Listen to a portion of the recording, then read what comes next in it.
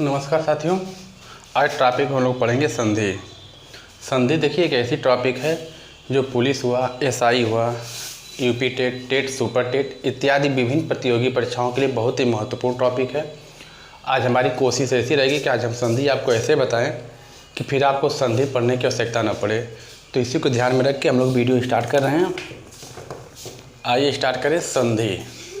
अब देखिए संधि संधि हिंदी में टॉपिक संधि है। संधि बहुत ही महत्वपूर्ण टॉपिक है, इसलिए इसको हम लोग आराम से समझेंगे कि संधि क्या चीज़ है।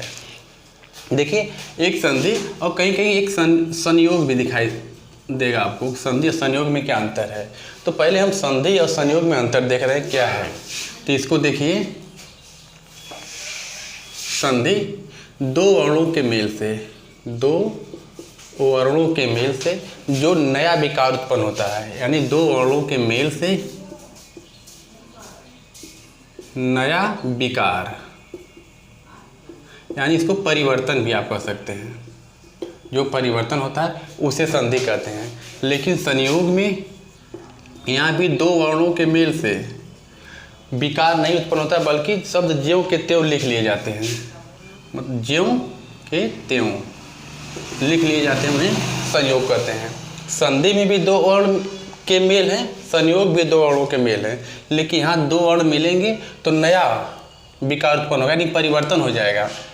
यहाँ पर परिवर्तन नहीं होगा, बल्कि ज्यों का त्यों रहता है, तो इसे संयोग कहते हैं। अब इन दोनों को उदाहरण से आप समझिए कि संधि किसे कहते हैं। जिसे सु धन आगत, तो इसका हो जाएगा स्वागत,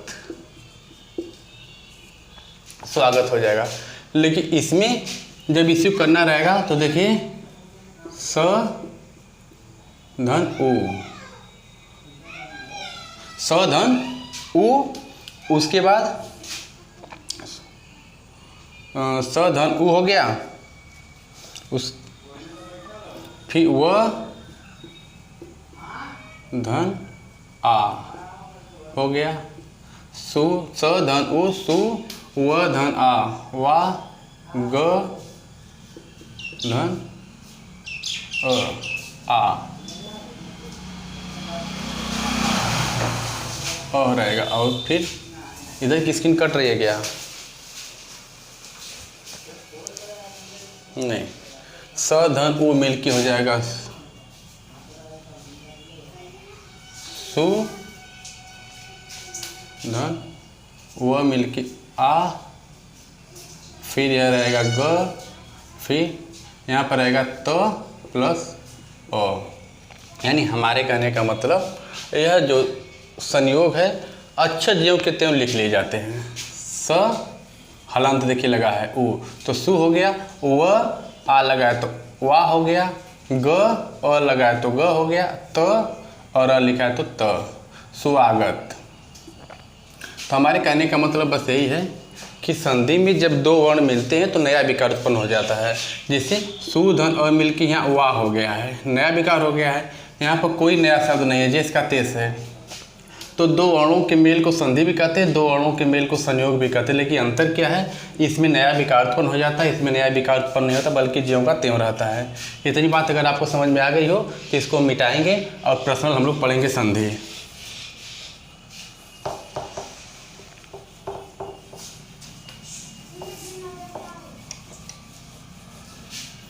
अब देखिए यह जो संधि है, अभी हम बताएं कि दो वर्णों के मेल से जो नया विकार उत्पन्न होता है, उसे संधि कहते हैं। अब संधि के प्रकार, संधि तीन प्रकार की होती है। एक है स्वर संधि, एक है व्यंजन संधि, इसी को संस्कृत में हल संधि भी कहते हैं। एक है विसर्ग संधि।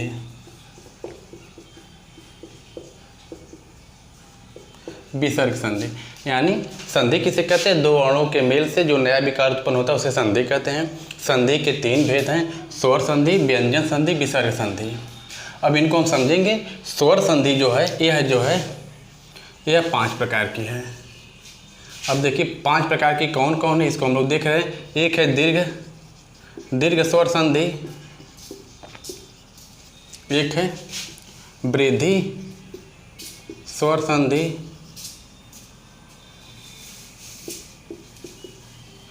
दीर्घ संधि, वृद्धि संधि, गुण संधि, यण संधि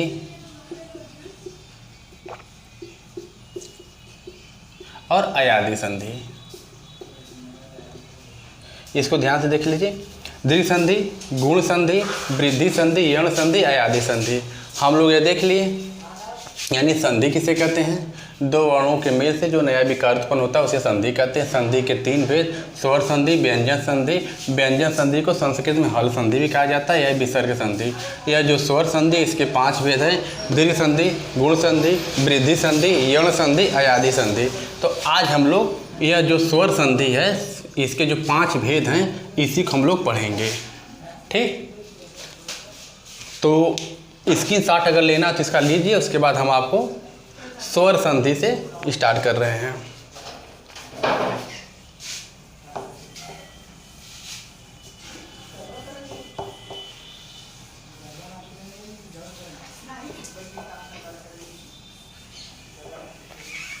हाँ देखिए, हम लोग कहाँ से पढ़ेंगे? स्वर संधि से। स्वर संधि, स्वर संधि। अब देखिए स्वर संधि जो है, स्वर संधि को हम लोग पढ़ रहे हैं। स्वर संधि में आपका आ रहा है एक स्वर के साथ, मतलब एक स्वर के साथ दूसरे स्वर के मिलने से जो परिवर्तन होता है, परिवर्तन होता है। हमारे कहने का मतलब एक स्वर के साथ दूसरे स्वर के मिलने से जो परिवर्तन होता है उसे हम कहते हैं स्वर संधि। ये बात समझ में आ गई होगी। अब जो स्वर संधि है, इसके अभी बताया गया है कि 5 भेद हैं। 5 भेद कौन कौन है? एक है दीर्घ स्वर संधि, दीर्घ स्वर संधि, दीर्घ स्वर संधि, गुण स्वर संधि, दीर्घ स्वर संधि, गुण स्वर संधि, वृद्धि स्वर संधि, दीर्घ स्वर संधि, गुण स्वर संधि, वृद्धि स्वर संधि, यण स्वर संधि और एक है विसर्ग स्वर संधि। विसर्ग स्वर संधि, हमको इसी को समझना है। तो सबसे पहले स्वर संधि किसे कहते हैं? जब एक स्वर के साथ दूसरा स्वर के मिलने से जो परिवर्तन होता है उसे कहते हैं स्वर संधि। अब यह जो स्वर संधि में इसके 5 भेद हैं, दीर्घ स्वर संधि, गुण स्वर संधि, वृद्धि स्वर संधि, यण स्वर संधि, अयादी स्वर संधि। इसको हम लोग समझेंगे। तो अब इसको समझने के लिए हम लोगों को क्या करना होगा?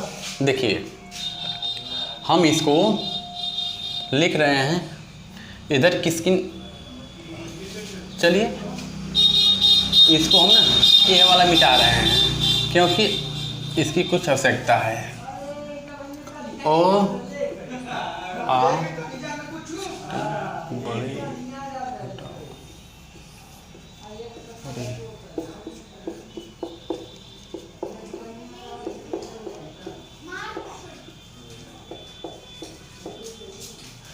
बस यह जो स्वर है इसी की पूरी कहानी इसमें रहेगी और आपको कायदे से समझ में आ जाएगा कि कौन दीर्घ स्वर संधि है, कौन गुण स्वर संधि है, कौन वृद्धि स्वर संधि है, कौन यण स्वर संधि है। दीर्घ स्वर संधि, गुण स्वर संधि, वृद्धि स्वर संधि, यण स्वर संधि। देखिए यहाँ पर अयादी स्वर संधि रहेगी, अयादी स्वर संधि है। अब हम लोग इसको देखेंगे। स्वर संधि की जो दीर्घ स्वर संधि है इसकी पहचान क्या है? जब 2 सवर्ण स्वर आपस में मिलके रूप बड़ा कर लेते हैं, यानी तो उसे बोलते हैं दीर्घ स्वर संधि। सवर्ण स्वर का मतलब है अ और आ जो है, छोटी ई बड़ी ई, छोटा ऊ बड़ा ऊ, री और री, यह दोनों जब मिलके अपना रूप बड़ा करते हैं तो उसको हम बोलते हैं दीर्घ स्वर संधि। यानी सवर्ण स्वर क्या है, यह दोनों और री री, यह दोनों जब आपस में मिलते हैं तो इसको सवर्ण स्वर। सवर्ण स्वर का मतलब जो एक जैसा दिखाई दे। देखिए यह दोनों एक जैसे दिखाई दे रहे हैं, यह दोनों एक जैसे दिखाई दे रहे हैं, यह दोनों एक जैसे दिखाई दे रहे हैं, री री मिलके बोली रही है। तो हम लोग दीर्घ स्वर संधि में समझेंगे कि इसका मतलब क्या है। सवर्ण स्वर का मतलब यह हो सकता है, दीर्घ स्वर संधि में देखिए ओ प्लस ओ मिलके आ हो जाएगा, ओ प्लस आ मिलके भी आ होगा, आ प्लस ओ मिलके भी आ होगा, और आ प्लस आ मिलके भी आ हो जाएगा। इसे बोलेंगे दीर्घ स्वर संधि। तो एक एक उदाहरण इसका ले रहे हैं। अब इसका उदाहरण जब आप लेंगे, देखिए क्या है, अ प्लस अ। अब अ प्लस अ हम लोग लेंगे तो इसका उदाहरण हम लोग देख ले रहे हैं। दिवस धन अंत, दिवस धन अंत। तो देखिए यह अ है, यह भी अ है, अ मिल क्या हो जाएगा ना, तो इसका हो जाएगा दिवसांत, दिवस धन अंत दिवसांत। अब देखिए अ और आ मिल के भी आ होगा, अ और आ मिल के जब आ हो रहा है तो इसका उदाहरण ले लीजिएगा रत्न धन आकर, रत्न धन आकर मिला के हो जाएगा रत्नाकर, रत्न धन आकर मिलकर क्या होता है, रत्नाकर। यह समझ में आ जाएगा। आ और अ मिलके भी आ होता है, तो अ और आ मिलके जब आ हो रहा है तो इसका उदाहरण ले लीजिए विद्या धन अर्थी, विद्या धन अर्थी हो जाएगा विद्यार्थी, विद्या धन अर्थी मिलके हो जाएगा विद्यार्थी। और आ मिलके भी या होता है तो इसका उदाहरण हो जाएगा महाधन आशय, महाधन आशय, महाशय, महाधन आशय हो जाएगा महाशय। बात समझ में आ गई होगी। देखिए सवर्ण स्वर का मतलब होता है जब यह आपस में मिल के बड़ा रूप ले लेते हैं। तो है देखिए अ मिल के बड़ा रूप ले लिया तो इसका हम 4 उदाहरण बता दिए। अब ई मिल के भी बड़ी हो जाएगा तो इसका उदाहरण ले रहे हैं। इसका स्क्रीनशॉट लेना तो आप ले लीजिए, उसके बाद हम आगे बता रहे हैं। आयुष बाबू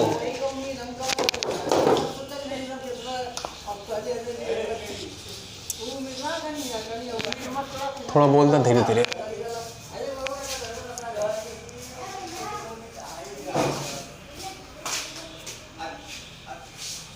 हाँ इसका स्क्रीनशॉट आप लोग ले लीजिए। आगे हम बता रहे हैं।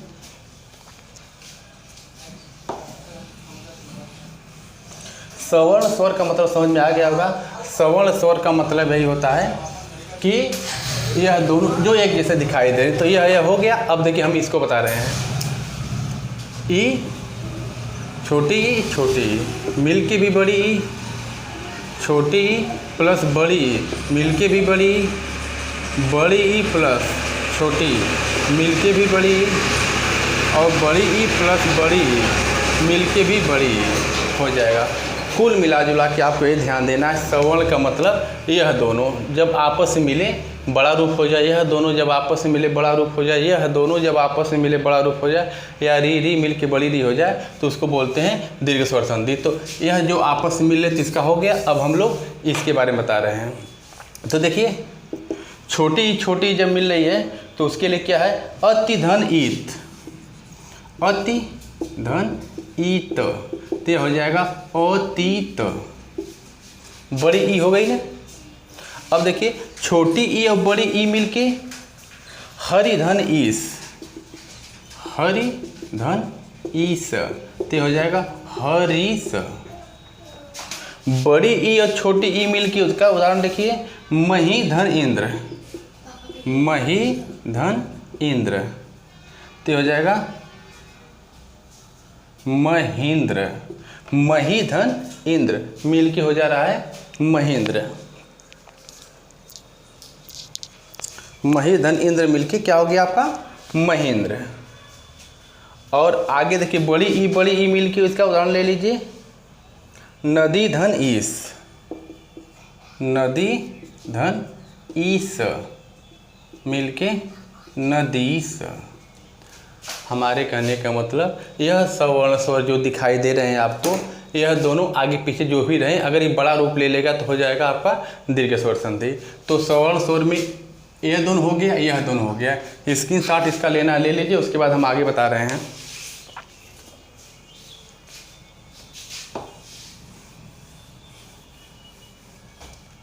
अब देखिए हम इसको, ये भी सवर्ण स्वर है, इसको भी देखिए, छोटा ऊ प्लस बड़ा ऊ, नहीं छोटा ऊ मिलके भी बड़ा ऊ, छोटा ऊ प्लस बड़ा ऊ मिलके भी हो जाएगा बड़ा ऊ, बड़ा ऊ प्लस छोटा ऊ मिलके भी हो जाएगा बड़ा ऊ, बड़ा ऊ प्लस बड़ा ऊ मिलके भी हो जाएगा बड़ा ऊ।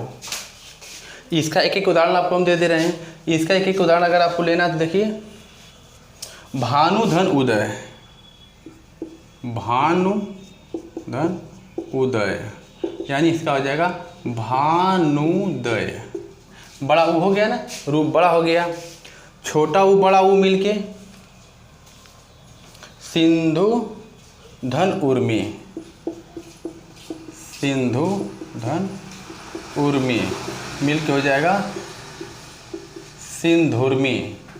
यहाँ पर भी देखिए बड़ा ऊ हो गया, तो इसको आप देख लीजिए, फिर बड़ा ऊ छोटा ऊ मिल रहा है, यानी बधू धन उत्सव, बधू धन उत्सव मिलके बधूत्सव, बड़ा ऊ, यानी यह मिलके रूप बड़ा ले रहे हैं। इसको बोलेंगे हम दीर्घ स्वर संधि। एक बड़ा ऊ को उदाहरण ले लीजिए, भूधन ऊर्ध्व, भूधन ऊर्ध्व, तो क्या हो जाएगा इसका भूर्ध्व। कुल मिला जुला के रूप बड़ा होना चाहिए। देखिए बड़ा ऊ बड़ा ऊ बड़ा ऊ बड़ा ऊ हो गया, तो इसको हम बोलेंगे दीर्घ स्वर संधि। अब यह हो गया। अब देखिए एक री का उदाहरण ले लीजिए, इसकी स्क्रीनशॉट आप लेना है तो ले लीजिए।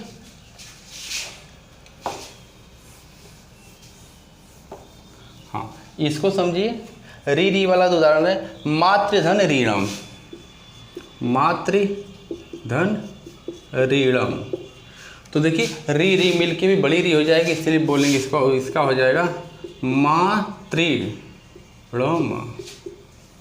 कुल मिला जुला के हम लोग दीर्घ स्वर संधि पढ़ लिए हैं। दीर्घ स्वर संधि के लिए हम यही बताएं आपको, जब दो सवर्ण स्वर मिलके आपस में रूप बड़ा कर लेते हैं उसको बोलते हैं दीर्घ स्वर संधि। सवर्ण स्वर का मतलब यह जो एक जैसा दिखाई दे, यह दोनों एक जैसे दिखाई दे रहे हैं, यह दोनों भी एक जैसे दिखाई दे रहे हैं, यह दोनों भी एक जैसे दिखाई दे रहे हैं, तो यह जब अपना रूप बड़ा ले रहे हैं, मतलब ओ मिलके जब बड़ा हो गया, छोटी ई बड़ी मिलके बड़ा हो, बड़ी ई हो गई, छोटा वो बड़ा वो मिलके बड़ा वो हो गया, री मिलके बड़ी री हो गई, तो इसको बोलेंगे हम दीर्घ स्वर संधि। तो बात समझ में आ गई होगी दीर्घ स्वर संधि क्या है। अब हम लोग पढ़ेंगे गुण स्वर संधि। गुण स्वर संधि क्या है, इसको देख लीजिए।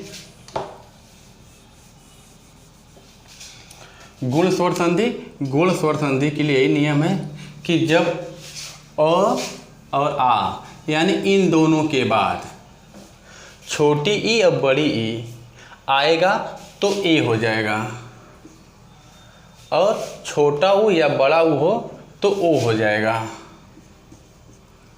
और री अगर आ जाएगी तो इसका हो जाएगा उड़ंतुआ र, जिसको अर बोलते हैं, उड़ंतुआ र हो जाएगा। बस आपको 3 पॉइंट याद रखना है। हाँ, हम आपको बताएं जो इसके पहले दीर्घ स्वर संधि में आपको एक चीज़ अगर बिल्कुल न समझ में आए तो आप इतना याद रख सकते हैं कि जिसमें आ की मात्रा, बड़ी ई की मात्रा, बड़ा ओ की मात्रा और बड़ी री दिखाई दे, इसे बोलेंगे दीर्घ स्वर संधि। तो यह दीर्घ स्वर संधि हम लोग पढ़ चुके हैं। अब हम लोग पढ़ रहे हैं गुण स्वर संधि। गुण स्वर संधि के लिए नियम क्या है, जब अ और आ के बाद छोटी ई या बड़ी ई आएगी तो ए, देखिए हम यहाँ पे लिख दिए हैं। जब अ या आ के बाद छोटा ओ या बड़ा ऊ आए तो ओ, जब अ या आ के बाद री आए तो जो उड़ंतुआ र होता है ये हो जाता है। इसका हम लोग एक एक उदाहरण लेके देख ले रहे हैं। देखिए जैसे में देवधन इंद्र, देवधन इंद्र, देखिए अभी बताए ना, हाई अ है और हाई ई है, तो क्या बताएं, जब अ या आ के बाद छोटी ई चाहे बड़ी ई दोनों में से कोई भी आए तो ए हो जाएगा। तो यह क्या हो जाएगा, देवधन इंद्र बराबर हो जाएगा देवेंद्र, ये हो गया। तो ये हो गया। अब ऊ वाला उदाहरण लेके देख लीजिए। ऊ वाला है जैसे में सूर्य धन उदय, सूर्य धन उदय। तो देखिए अभी बताए ना, जब अ या आ के बाद छोटा ऊ चाहे बड़ा ऊ आएगा तो क्या हो जाएगा, ओ हो जाएगा। देखिए हम ओ बनाए हैं यहाँ पर, तो क्या हो जाएगा, सूर्योदय। अब एक री का उदाहरण लेके देख लीजिए। जैसे सप्तधन ऋषि, सप्तधन ऋषि। तो बोला कि अ या आ के बाद अगर री दिखाई दे तो उड़नतुआ हो जाएगा। तो क्या हो जाएगी, सप्तर्षि, उड़नतुआ हो जाएगा। हमको लग रहा है ये बात समझ में आ गई होगी। बस आपको यही बात ध्यान में देना है। इसकी साथ पहले ले लीजिए, इसको हम समझा रहे हैं।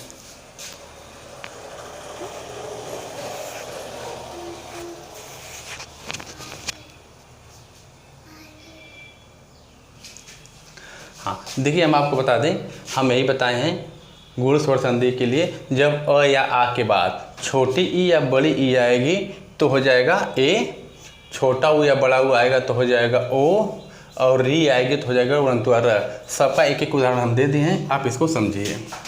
ठीक है, अब हम लोग पढ़ेंगे वृद्धि संधि।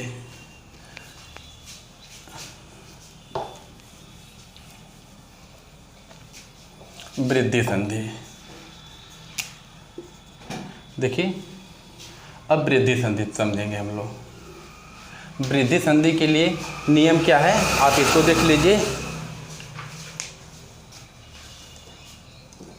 जब अ या आ के बाद ए अथवा अ आए तो अ हो जाएगा, और जब अ या आ के बाद ओ अथवा औ आए तो अ हो जाएगा। यह रहेगी वृद्धि संधि। हमको लग रहा है वृद्धि संधि आपको समझ में आ जाएगी। वृद्धि संधि क्या है, जब अ या आ के बाद ए अथवा अ आए तो अ, ओ अथवा औ आए तो अ हो जाता है, उसे बोलते हैं वृद्धि संधि। एक एक उदाहरण आप देख लीजिए। इसमें जैसे तत्र धन एव, तो क्या देखिए, तत्र अ हो गया और धन ए हो गया। तो अभी बताए हैं ना, जब अ या आ के बाद ए अथवा अ आए तो क्या हो जाएगा, अ। तो इसका क्या हो जाएगा, तत्रैव। ठीक, अगला इसमें आप देख लीजिए, वन धन औषधि। तो अ या आ के बाद ओ अथवा औ आए तब क्या हो जाएगा, अ हो जाएगा। तो क्या इसका हो जाएगा, बनौषधि, बनौषधि। तो हमको लग रहा है कि वृद्धि संधि भी आपको समझ में आ गई होगी। यण संधि के लिए नियम क्या है, इसमें तो एक आप ट्रिक समझ लीजिए, जिसमें आधा अक्षर आते हैं। आधा अक्षर, यदि आधा अक्षर दिखाई दे तो उसे बोलते हैं वृद्धि संधि। आधा अक्षर वृद्धि संधि जो है, हाँ इसमें क्या नियम है, ई छोटी ई बड़ी, छोटा ऊ बड़ा ऊ री, इनके बाद यदि कोई भी स्वर आता है तो ई का य, ऊ का व और री का र हो जाता है। इसे बोलते हैं यण संधि। अधिकतर इसको समझिएगा, जिसमें आधा शब्द आए उसको आप यण संधि बोलेंगे। यहाँ समझने के लिए छोटी बड़ी, छोटा ऊ बड़ा ऊ री के बाद अगर कोई भी आ रहा है तो ई अगर रहेगा तो य, ऊ रहेगा तो व, री रहेगा तो र हो जाएगा। एक एक उदाहरण हम इस पर देख ले रहे हैं। यण संधि का, यण संधि का देखिए, अति धन अधिक। उदाहरण देखिए, य व र। उदाहरण में हम सब लोग अति, इसका उदाहरण, हाँ इसका उदाहरण देख लीजिए यण संधि का। यण संधि का देखिए उदाहरण है अति धन अधिक, अति धन अधिक। अभी हम बताएं, छोटी हो चाहे बड़ी, छोटा हो चाहे बड़ा हो चाहे री, इनके बाद कोई भी स्वर अगर आ रहा है तो ई का यह हो जाएगा। तो इसका क्या हो जाएगा, अत्यधिक, अत्यधिक हो जाएगा। अगला उदाहरण देख लीजिए इस पर, नी धन ऊन, नी धन ऊन। तो नी धन ऊन, ये क्या हो जाएगा, नीऊन, क्योंकि ई का यह हो जाएगा। अभी बताएं जब छोटी बड़ी छोटा वो बड़ा और री के बाद कोई भी अगर स्वर आ रहा है तो ई का यह होता है। तो देखिए यहाँ ई है, यहाँ भी ये हो गया, यहाँ ई है, यहाँ भी ये हो गया। अच्छा, ऊ का उदाहरण देख लीजिए, जैसे सुधन आगत, सुधन आगत, नीचे की स्क्रीन दिखाई दे रही है, सुधन आगत, हाँ नीचे की स्क्रीन दिखाई दे। सुधन आगत क्या हो जाएगा? स्वागत। देखिए हम यही बता रहे हैं, जब छोटी ई या बड़ी ई के बाद कोई आए तो ई का यह हो जाएगा। तो देखिए यहाँ पर ई था, यह हो गया है, यहाँ ई था, यह हो गया है।